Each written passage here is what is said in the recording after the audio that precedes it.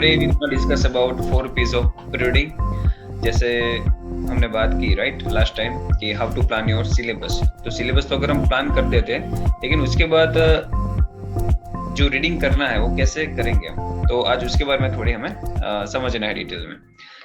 Okay, तो जैसे सत्यजीत ने अभी बात की कि किस तरह से हम रीडिंग को बेनिफिट में ले सकते हैं और उसके फायदे क्या हैं। तो व्हाट इज प्रीडिंग? तो पहले ये समझना है कि प्रीडिंग है क्या। तो हम क्या करते हैं बेसिकली, जब तक स्कूल के अंदर चैप्टर्स वगैरह नहीं चलता, ठीक है, तब तक हम उसको रीड नहीं करते हैं। और जब वेट करते हैं कि अगर सर चैप्टर चलाएंगे उसके बाद जाके हम उसको करेंगे, और फिर भी जब तक एग्ज़ाम नहीं होती तब तक हम कुछ एक्शन नहीं लेते। ये सुनो,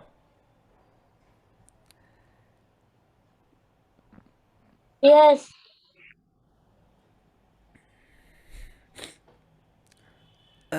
एग्जैक्टली। तो ये जो हमारी हैबिट है उसको हमें चेंज करना होगा। तो हम कैसे चेंज कर सकते हैं हैबिट को? तो प्रीडिंग क्या करता है, थोड़ा साइकोलॉजिकल हम समझते हैं इसको। हमारे हमारे पास एक ऐसी गिफ्ट है जो दूसरे एनिमल के पास नहीं है, और वो क्या है, कोई बताएगा?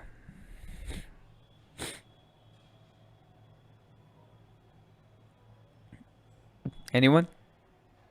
Brain. ब्रेन। ब्रेन तो होता है, वो भी सोचते हैं।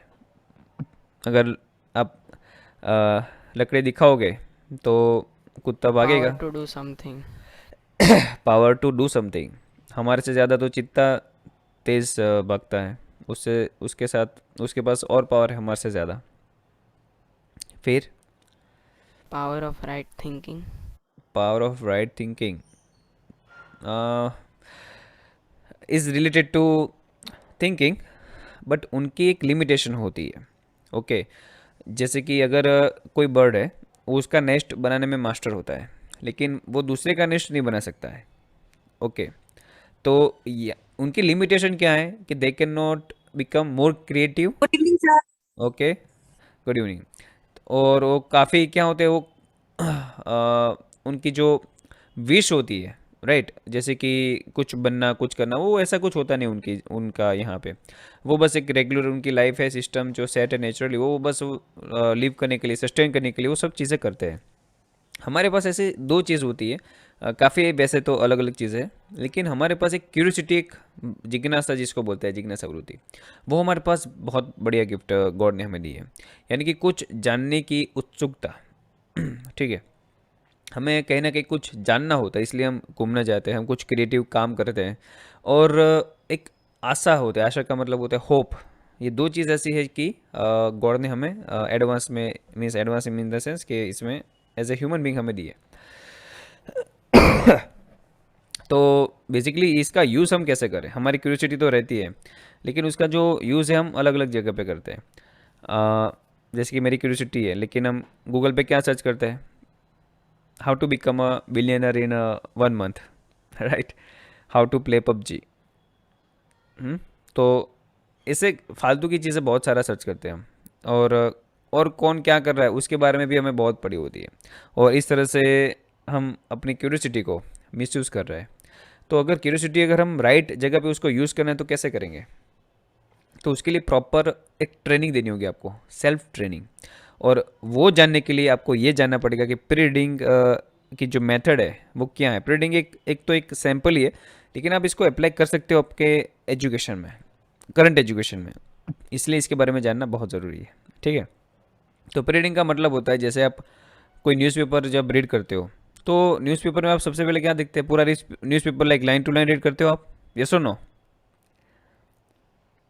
आप newspaper line to line read करते हो? कोई है जो पूरा न्यूज़पेपर अच्छे से रीड करता है? No sir. राइट, हम क्या करते हैं, पहले यस सर। हेडिंग्स देखते हैं। हेडिंग अट्रैक्टिव लगता है तो थोड़ा एक दो पैराग्राफ रीड करेंगे। अगर एक दो पैराग्राफ में मज़ा आया तो फिर हम पूरा न्यूज़पेपर रीड करते, मीन्स वो पूरा जो सेक्शन है वो रीड करते हैं। Right.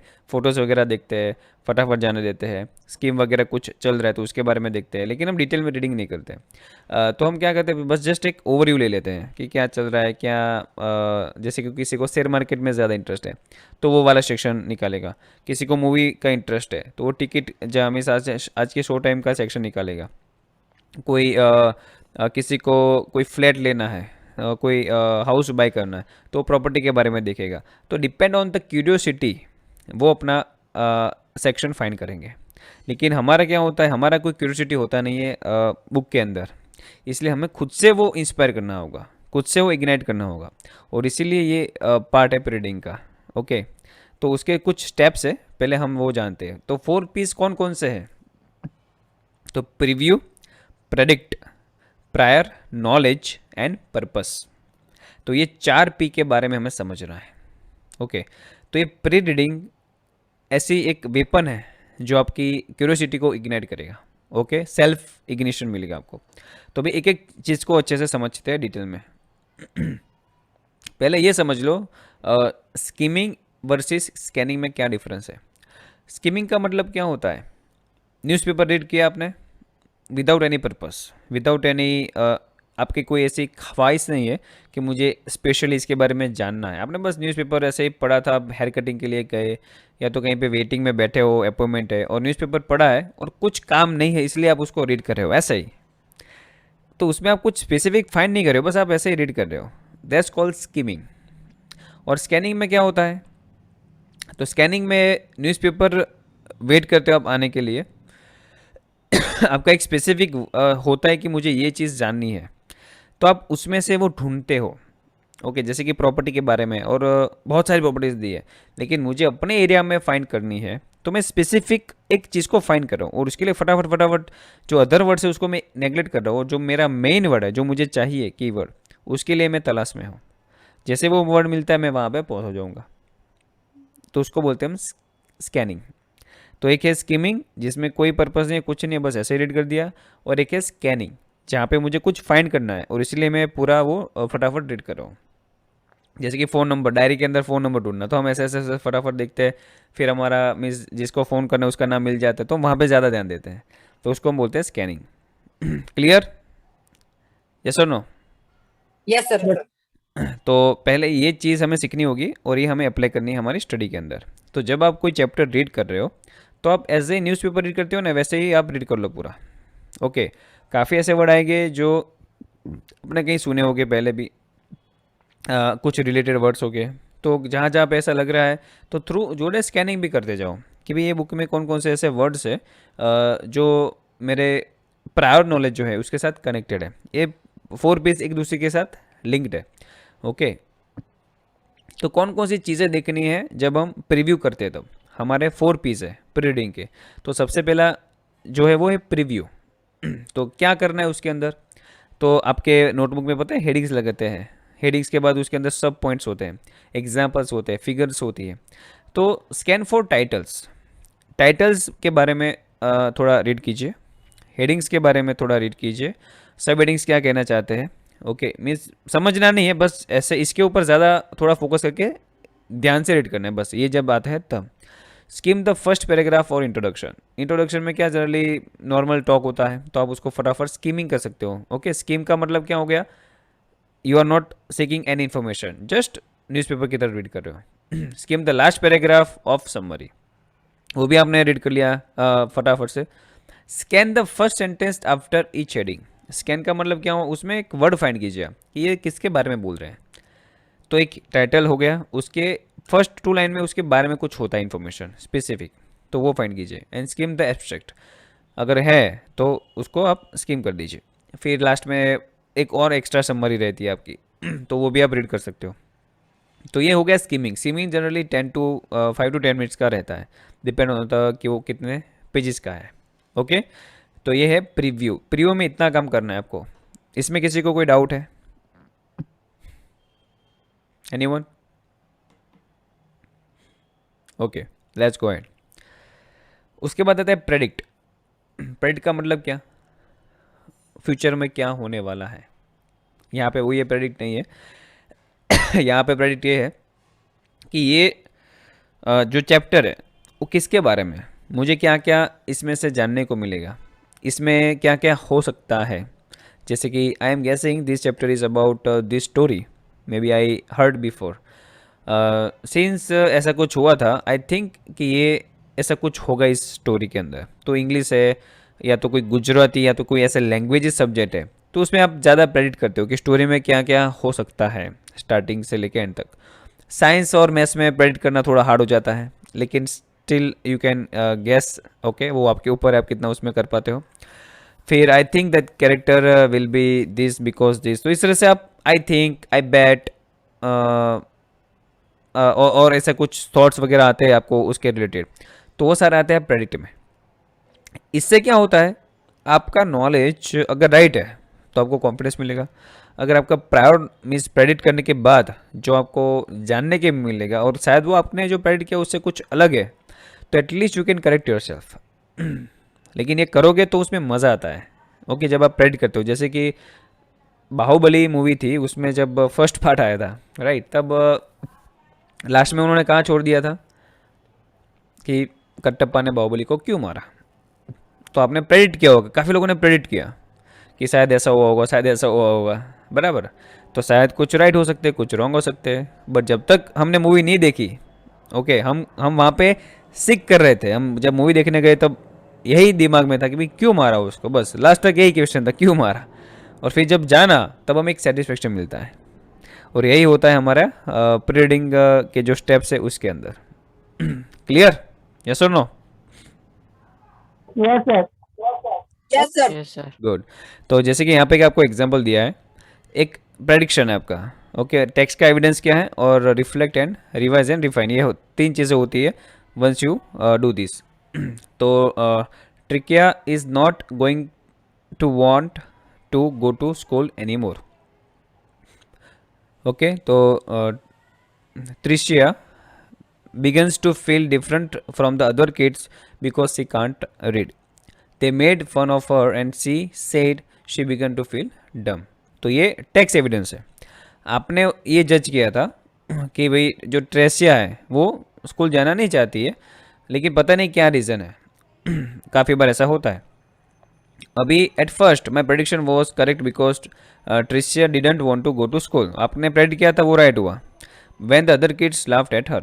But then that all changed when Mr. Fokker began to help her. She finally learned to read. तो अभी यहाँ पे चेंज हो गया पूरी स्टोरी का। तो आपने जो शायद प्रेडिक्ट किया होगा कि भी वो स्कूल बंद कर देगी, लेकिन any how she managed and she again start the school, okay. तो ये काफ़ी बार ऐसे चेंज आते हैं स्मॉल स्मॉल बाद में स्टोरी में, तो इस तरह से आपको सोचना है, ओके।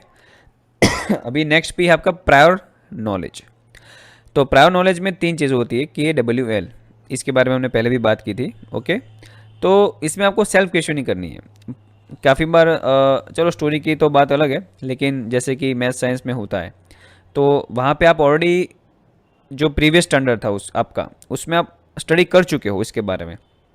जैसे कि कोई चैप्टर है प्रोबेबिलिटी, तो प्रोबेबिलिटी आपको 8th में भी आती है, 9th में भी आती है, 10th में भी आती है।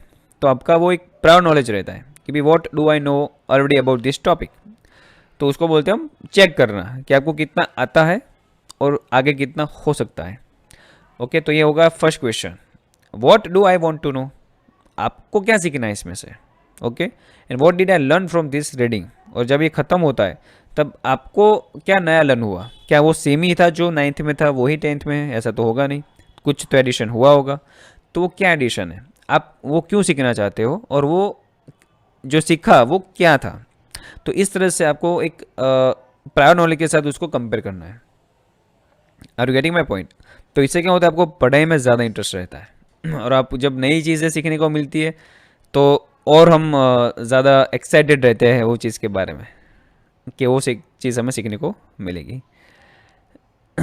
यस और no, right? Yes, sir. Okay, until now किसी को कुछ डाउट है? No, sir. No, sir. Okay, अभी लास्ट में आता है पर्पस। अच्छा, कौन बताएगा पर्पस का इम्पोर्टेंस क्या है, क्या क्या कहना चाहता है ये पर्पस, इधर किसके बारे में बोल रहा है?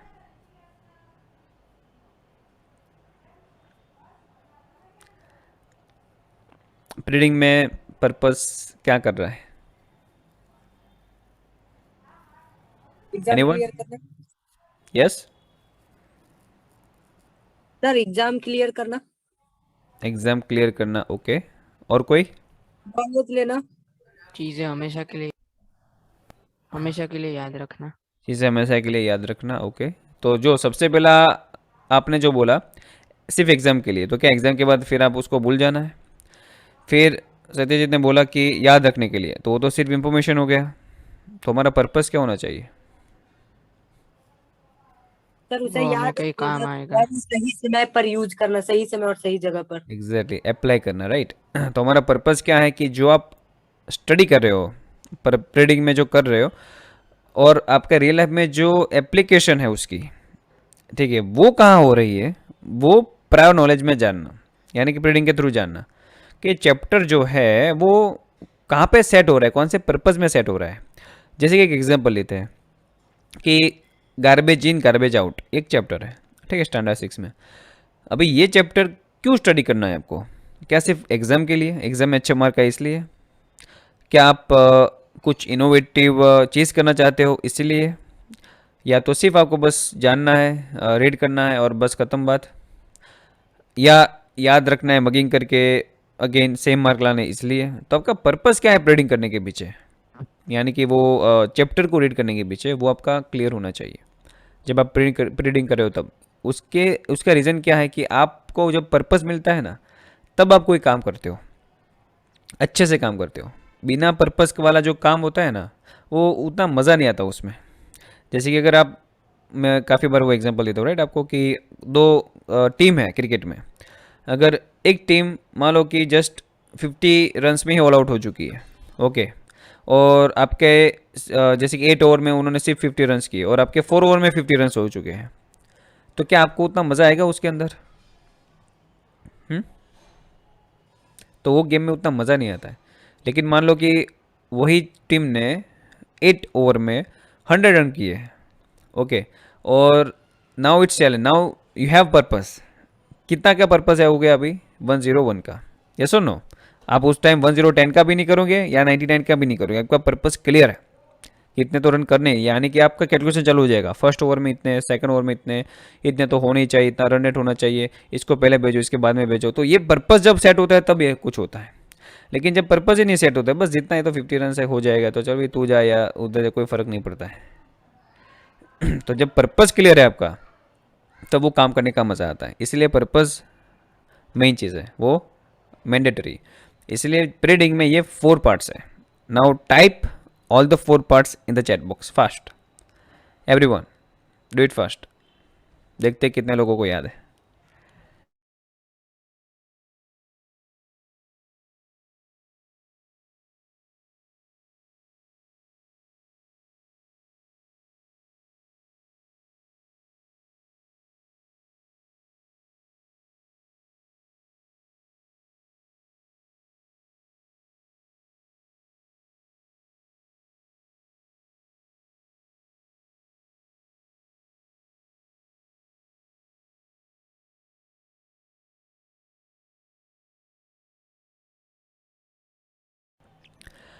Okay, first step is preview, second is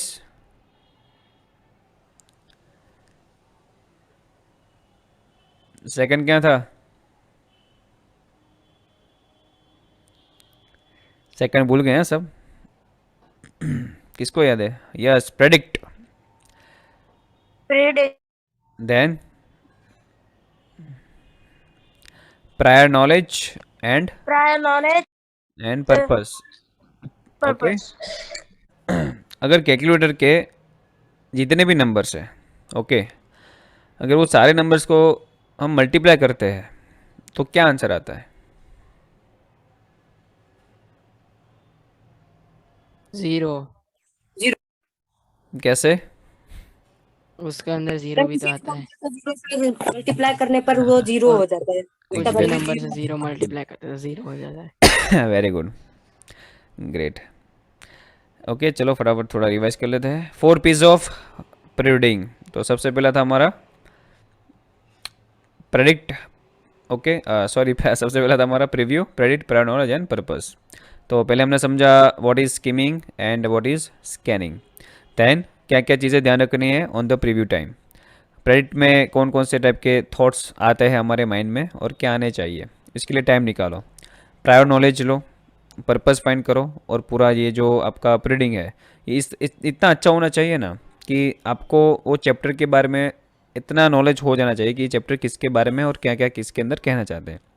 ये सिर्फ ऐसा नहीं कि आपकी स्टडी के लिए ही काम आएगा। जब आप कोई एक्स्ट्रा बुक रीड करते हो, अपने स्किल के लिए कोई बुक रीड करते हो, तब भी ये चीज़ आपको काम आती है। ओके, और ये क्यों क्यों होता है? जब ये आप करते हो जैसे कि आपने रीडिंग कर दिया, तो आपके माइंड में बहुत सारे क्वेश्चंस अरेज हो गए कि ये क्या था, ये किसके बारे में थे। अगर साइंस का रीड करो तो कि ये अमीबा क्या है, पैरामीशियम क्या है, काफ़ी नए वर्ड्स आपको जानने को मिलेंगे। ओके, फिर क्या होता है, स्कूल के अंदर वो चैप्टर चलता है, कंसेप्ट समझाते हैं सर, तो आपने अगर रीडिंग ऑलरेडी किया है तो you have the prior knowledge. अभी टीचर जब समझा रहे हैं तब आपको पता है कि किसके बारे में बात कर रहे हैं। आपके पास क्वेश्चंस है, आपके पास बुक है। जब बुक होती है तब मेनू सुनने में मज़ा आता है, लेकिन अगर पेट फुल है और सामने वाला मेनू बोल रहा है तो हमें उसका कुछ मतलब ही नहीं पता चलेगा, मीन्स हमें कोई इच्छा ही नहीं होगी उसको सुनने में। तो ये चीज़ होती है। इसलिए जब आप स्कूल के अंदर जब लेक्चर अटेंड करते हो तो सबसे पहले प्रीडिंग करके वहाँ पे जाओ, फिर देखोगे आपको कितना मज़ा आता है। ओके, तो हमारा प्रीडिंग के बाद नेक्स्ट स्टेप कौन सा होगा अभी? Digital learning. ओके, तो नेक्स्ट टाइम में हम डिजिटल लर्निंग के बारे में बात करने वाले हैं। तो I will suggest you some websites, YouTube channels. Okay, तो उसके बारे में आपको मैं थोड़ा बताऊंगा कि किस तरह से अच्छे अच्छे चैनल्स को हम फॉलो करते हैं फ्री में, ताकि हमें जो कंटेंट है वो हमें विजुअली समझ में आ जाए। तो उसके बेनिफिट्स वो सब हम नेक्स्ट सेशन में बात करेंगे। ओके, तो मिलते हैं next time. Okay sir. Good night everyone, see you on the next Tuesday at 7 PM। Bye okay now. Sir.